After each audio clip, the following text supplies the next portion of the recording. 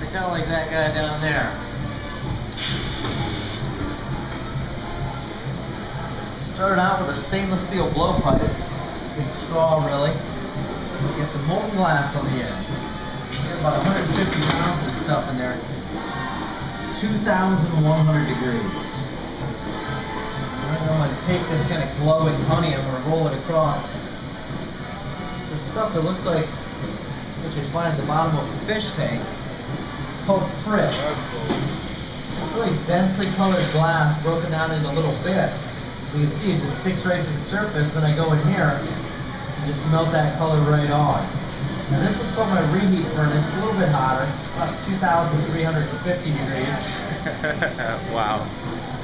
And that's the kind of heat we need to really melt this glass in quickly.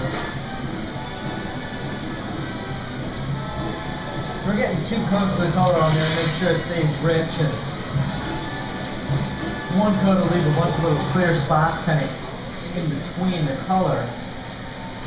So with 2 coats we get a nice even coverage. Let's get this color melted in, then we can start shaking the glass up a little bit and put some air into it. We'll come right back over here. First thing we're going to use is a tool called a block. It's a piece of fruit wood soaked in water. We're going to shape the glass into almost an egg. Just like that. Then we need to put some air into it. Flip it around. Trap some air in there. Now watch the glass. When the heat gets to the air, it expands and it's going to push right out into that molten glass. And that's where we get our first bubble. So you getting a little bigger? Yeah. That's our bubble right there.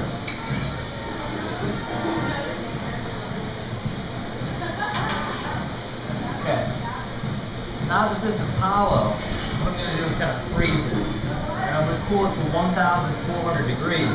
That'll happen on its own, like being out in the open air. But just like blowing on your food and cool it off, if I just hit it with this compressed air, it's going to cool down a little quicker.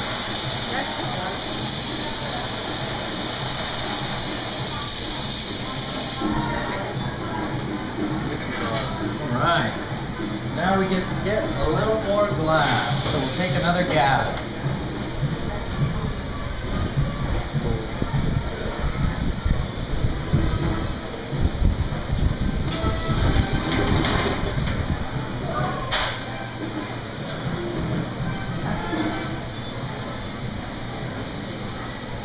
Okay, so we need a little bigger block this time, same basic process, get that egg shape on there.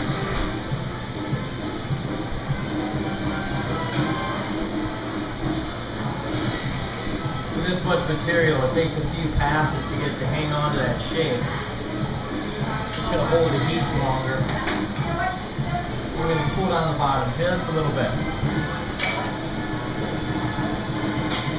Alright, now back into the heat, just to make sure that core temperature, the inside bubble is nice and thawed out.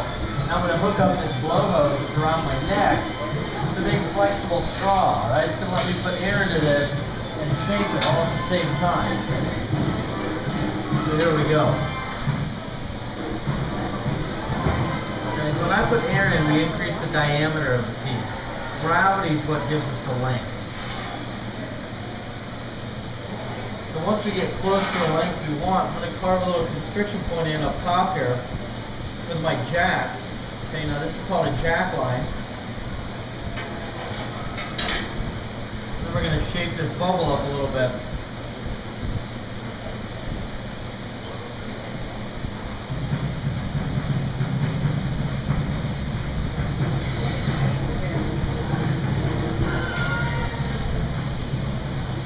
You must travel up that stainless pipe.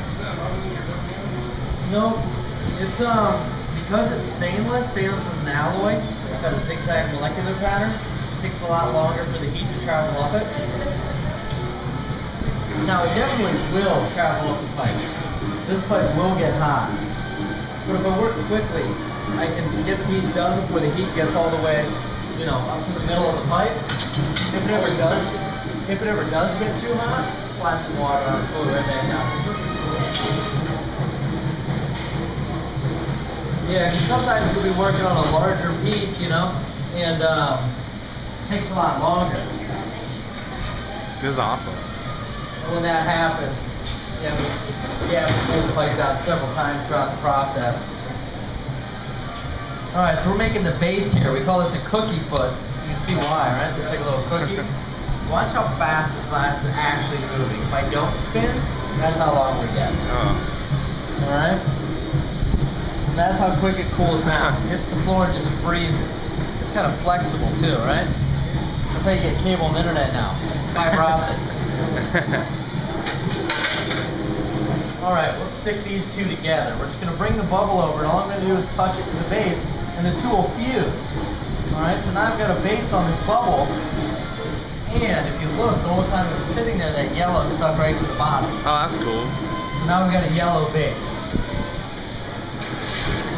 Alright, now right back into the heat we go. Now I told you if I cool it to 1400 degrees, it goes rigid. If I cool it to 1000 degrees, it's just going to snap like an ice cube hitting a glass of water. So even though we're not shaping the top right now, it's still important that I keep it hot. So we'll go in here and get a little flash, just even heat on the whole piece, right? And make sure that there's enough temperature in that top that it's not going to crack. Then we're going to shape the base up a little bit. Alright, so I'm just going to use this wet newspaper, take a hold of it, give it a little squeeze. Alright, this is kind of the aesthetic shaping. Make sure it's nice and pretty, and then we'll make sure it's nice and flat, right? This is the functional aspect of the base. I don't want the piece to wobble around when it goes home. So while I wait for the base to cool down, I'm going to put a little extra heat in the top. Because this top has been the last thing into the heat and the first thing out since we started, right? We give it a little extra shot of heat, and then we get to finish up Mickey's ensemble. Alright? 2 yellow buttons. Got yellow shoes, red shorts, black shirt. You get 2 yellow buttons. We'll have them all put together. So I'm going to use something called a punty. It's a little clear glass rod. I'm just going to heat the end up and then stick it to one of these buttons. Now the buttons are already 1000 degrees. Alright? So that's why I can put them right into this flame without that cracking. Because glass will thermal shock whether it's going hot to cold or cold to hot. So it's important that I have these buttons nice and warm before I actually put them into this intense heat. This torch here is about 4000 degrees.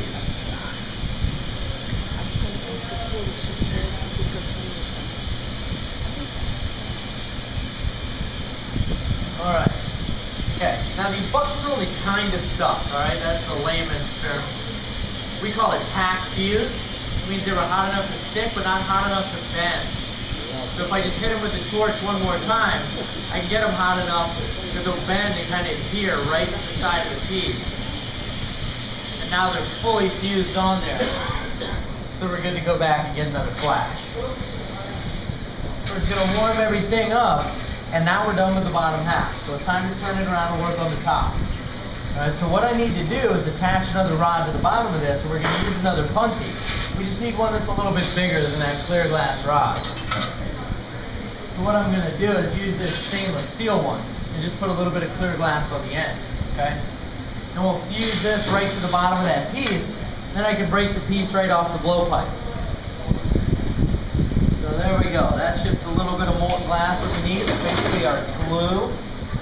It's going to fuse this rod right to the bottom of that piece. I just cool it down a little bit. By cooling it, I'm basically slowing it down, which is going to give me more control.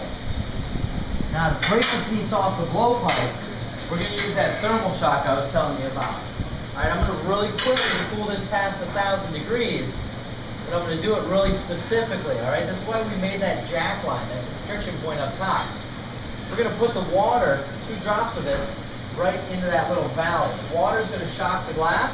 The valley is going to contain all the stress. And then I just turn the tap and it'll pop right off. That was awesome. What's up, boy?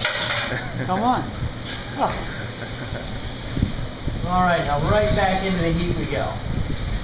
I'm really focusing heat on just the top half right now. Alright, because that's what we want to shape. I want to get that back to mold, right around 1,800 degrees. Now the rest of the piece, I need to keep it at ambient temperature above 1,000, but below about 1,400. If I hit 1,400, it's going to start to move. If I go below 1,000, it's going to crack. So it's real important that I keep it nice and warm, even though we're not shaping it still. But the whole time that top will stay right in the heat.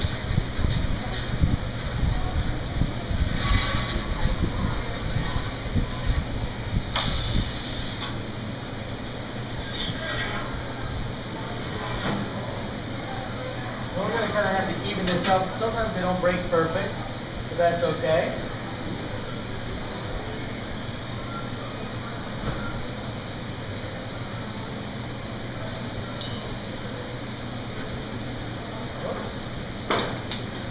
Put that right off there. Let's get back in the heat one more time.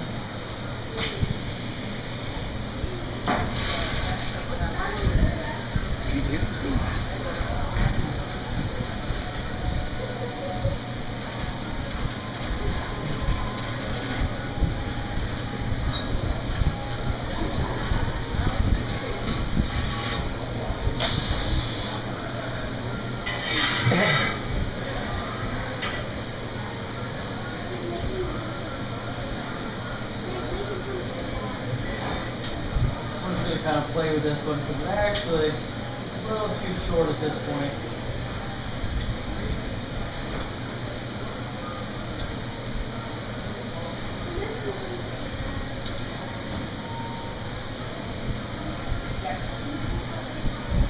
So we'll just play with it a little bit.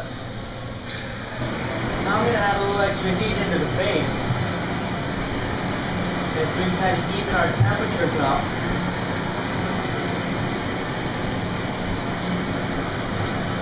And I'm doing this as kind of an insurance policy. So I'm going to have to touch this base with water in a second. Same way we broke the piece off the low pipe, we're going to have to break it off the funky. It's going to take 2 drops of water. So I want to get a little extra heat into that foot to make sure that it's not going to actually shock the base when I touch it with water. I just want to shock that little connection point between the base and the punty. We'll get one last flash, just to give me a little bit of working time to get this piece into this black box over here in the corner called an annealer. Right? It's just a big oven. It's 965 degrees Fahrenheit, which is hot enough that this glass won't crack, and cold enough that it won't move. So all day I'm going to be able to load pieces in there, and then tonight, just press play on that little controller beneath it, and it's going to slowly cool this glass for 10 hours. Relieve any stress that's built up in here, and make sure it doesn't thermal shock, because that'll make the glass break really easy. Now right where that broke, it's broken glass, right? It's very possible that it's sharp. So I just hit it with that 4,000 degree flame, and anything that's sharp will smooth right out. Then we'll put on some Kevlar gloves, alright? Same kind firemen use. And they'll protect me when I grab this 1,200 degree piece. But what I'm doing right now is warming them up to about 1,000 degrees, and that's to protect the glass. I don't want to shock it when I pick it up. So now we can open up our oven, we'll grab the base, I can slide it right inside of there where it's going to cool down overnight. Then we can come back tomorrow morning and see how it looks. Okay. Yeah. All right. You're welcome.